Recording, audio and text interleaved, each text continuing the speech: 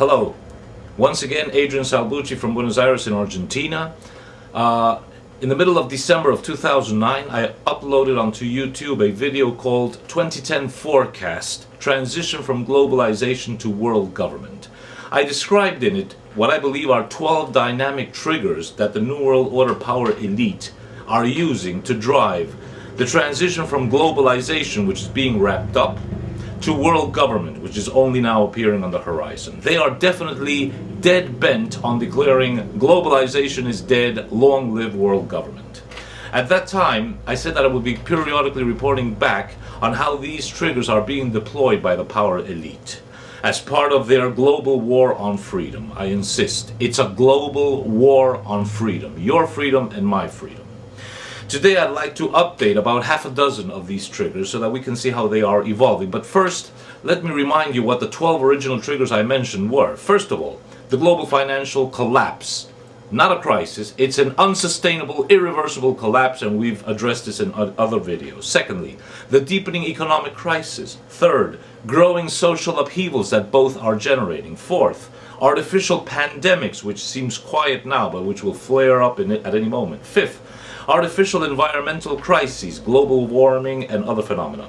Sixth, a terrorism mega attack that will dwarf 9/11.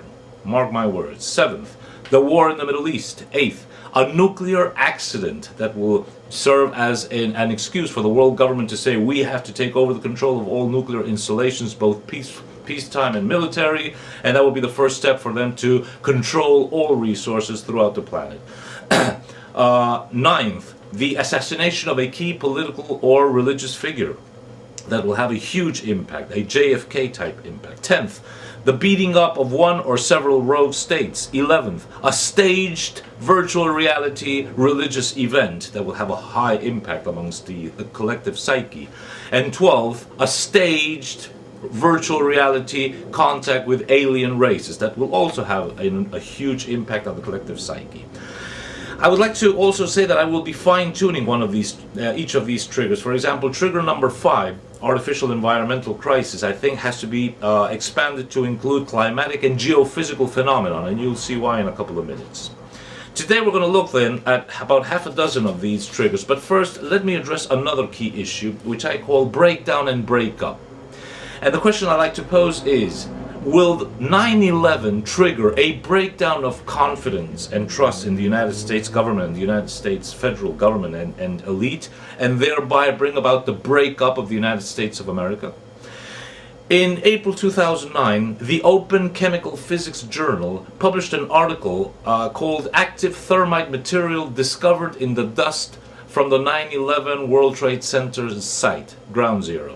It was written by Professor Niels Harrit of the Department of Chemistry of the University of Copenhagen in Denmark, together with colleagues from Australia and the United States. In it, he says that traces were found of thermite and nanothermite in the dust that covered Lower Manhattan on that terrible September morning. Now, thermite produces molten iron, which can be seen pouring down from World Trade Center 2 on many videos, which later accumulated in huge pools in the basements of what was once World Trade Center 1, World Trade Center 2, and World Trade Center 7. That thermite and nanothermite continued self-reacting in the basement, and it burned for more than 3 months after 9/11. The firemen could not put it out. It was officially extinguished on 20th December 2001. More than 3 months of material burning at more than 700 degrees. Now, what could have caused that? That is one of the questions that firemen for 9/11 Truth are asking. And Eric Lawyer from that organization says that all sorts of irregularities were committed. No, he says, and I quote, "No forensics were made on the fires alleged to have destroyed the 3 buildings at the World Trade Center. This failure constitutes a crime. Mandated procedures were not followed. Instead of preserving and investigating, the crime scene was destroyed, and more than 100 first responders heard and experienced explosions."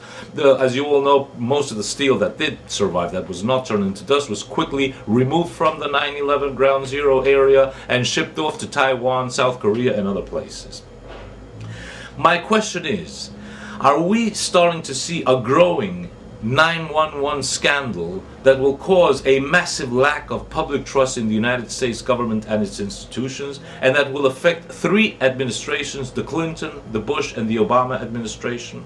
I say this because when 20 years ago the New World Order transitioned from the bipolar world, to the globalized world, it was necessary for one of the two superpowers to disappear, and it was decided that the superpower that would disappear was the Soviet Union, and it went without a shot.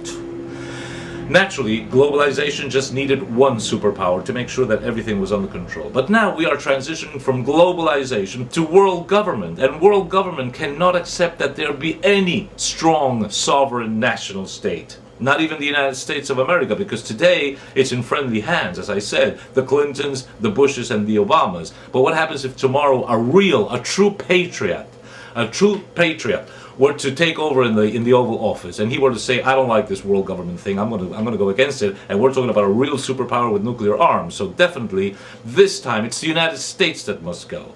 And that is what I think we are seeing, because the growing scandal over 9/11 would affect the Clinton administrations, because it was such a complicated event to demolish the two buildings that this had to have been done during the last years of the Clinton administration.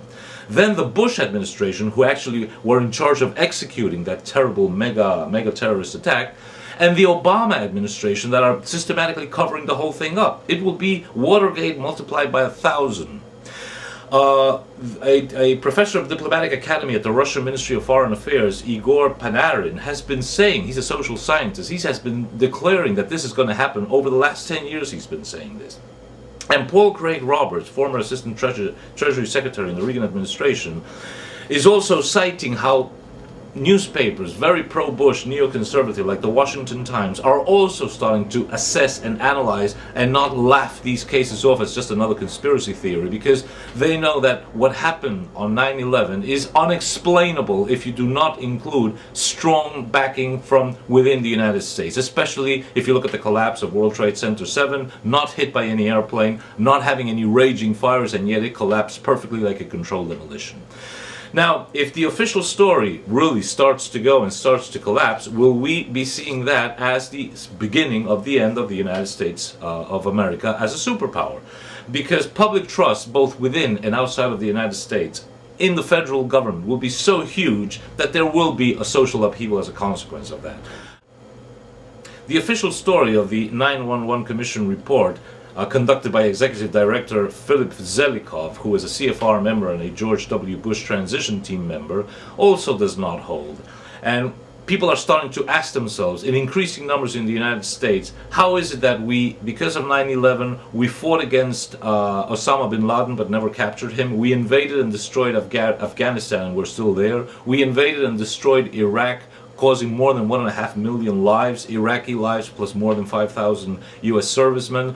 These costly wars are threatening Social Security and Medicare. These wars have been based on non-existent Iraqi weapons of mass destruction. These wars were based on non-existent connections between Saddam Hussein and Al-Qaeda, non-existent participation of Afghanistan in the 9/11 attacks, and today we're about to see more war against Iran based on non-existent nuclear armament that Iran is supposed to have. So people are starting to really question what is happening. And now they're about to play a new act where they will be judging Khalid Sheikh Mohammed, who is supposed to be the sole perpetrator of the 9/11 attacks. And Sheikh Khalid incredibly was able to overcome U.S. Air Force control, U.S. traffic control, NORAD, the Pentagon, Dick Cheney, the National Security Council. Just one guy was able to do that, and he gets captured and ends up confessing to being the mastermind behind 9/11 after he was waterboarded, tortured, more than 183 times.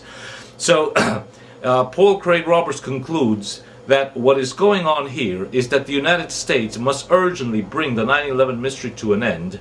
Government must put somebody on trial and put it on one person, as they always do, because otherwise the whole power elite will be called into question.